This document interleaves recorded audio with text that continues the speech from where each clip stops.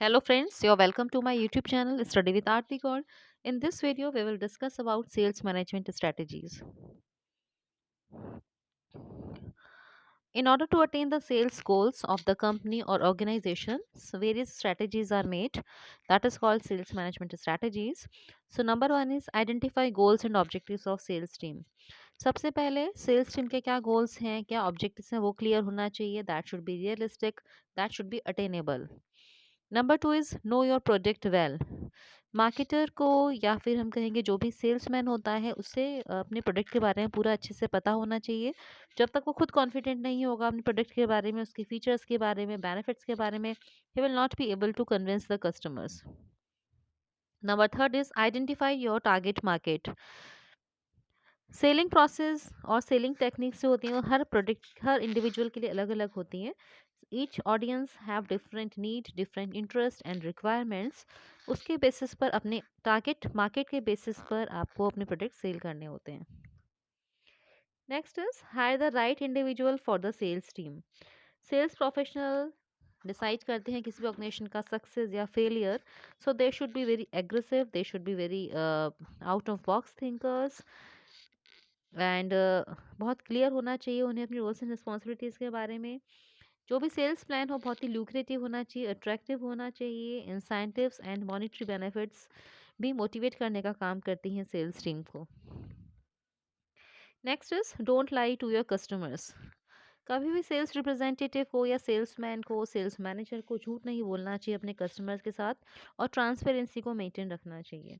Because झूठ बोल के, अनएथिकल प्रैक्टिसेस करके, फॉल्स प्रोमिस करके हम कस्टमर्स को शॉर्ट टर्म में अपनी कंपनी को बेनिफिट दे सकते हैं, लेकिन not in long run.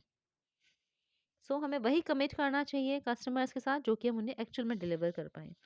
Next is know what your competitors are doing. हमें ये पता होना चाहिए कि हमारे कॉम्पिटिटर्स क्या कर रहे हैं. By short analysis we came to know this कि हमारे कॉम्पिटिटर्स की स्ट्रेंथ क्या है, वीकनेसेस क्या है, थ्रेट्स क्या हैं, अपॉर्चुनिटीज़ क्या है, ताकि हम अपने आप को सुपीरियर रख पाएँ अपने कॉम्पिटिटर से, so that we can gain competitive advantage. Next is sales representative must do their homework before going for the sales call. जब भी सेल्स रिप्रेजेंटेटिव अपने क्लाइंट से मिलने जाएं, अपने प्रोस्पेक्टिव कस्टमर से मिलने जाएं, तो दे शुड बी रेडी. किसके पास आप मिलने जा रहे हैं, उसका क्या प्रोफाइल है, उसके बारे में आपको सब पता होना चाहिए ताकि आप उससे अकॉर्डिंगली पिच कर सकें. Next is devise strategies as per the target audience. जो भी आपका मार्केट है उस अकॉर्डिंग आपको अपने टारगेट ऑडियंस के अकॉर्डिंग स्ट्रेटजीज बनानी होती है. Next is the management must conduct frequent meeting with the sales team to review their performance. जो भी मैनेजमेंट होता है वो उन्हें डीएसआर बनानी, मैनेजमेंट के साथ सेल्स टीम लगातार डिस्कस करती रहती है. अपनी डेली सेल्स रिपोर्ट्स बनाई जाती हैं और उसके बेसिस पर सुपीरियर को ये बताया जाता है कि क्या चल रहा है, व्हाट दे आर डूइंग, और किस रेट से वो अपने गोल्स को अटेन करने के डायरेक्शन में काम कर रहे हैं. One must assess his performance.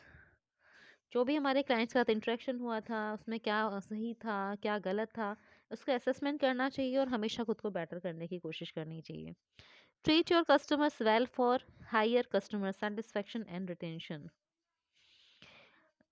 जब भी आप सेल्स प्रेजेंटेशंस देते हैं तो आपको उसमें अपने कस्टमर सेटिस्फेक्शन की तरफ ध्यान देना चाहिए. कस्ट कि कैसे आप बेस्ट वे में कस्टमर को सेटिस्फाई कर सकते हो, उसको रिटेन कर सकते हो. जब कस्टमर आपका सेटिस्फाइड होगा तो ऑब्वियसली वो रिटेन रहेगा आपके साथ. So that's all for today. Thank you. Thank you so much.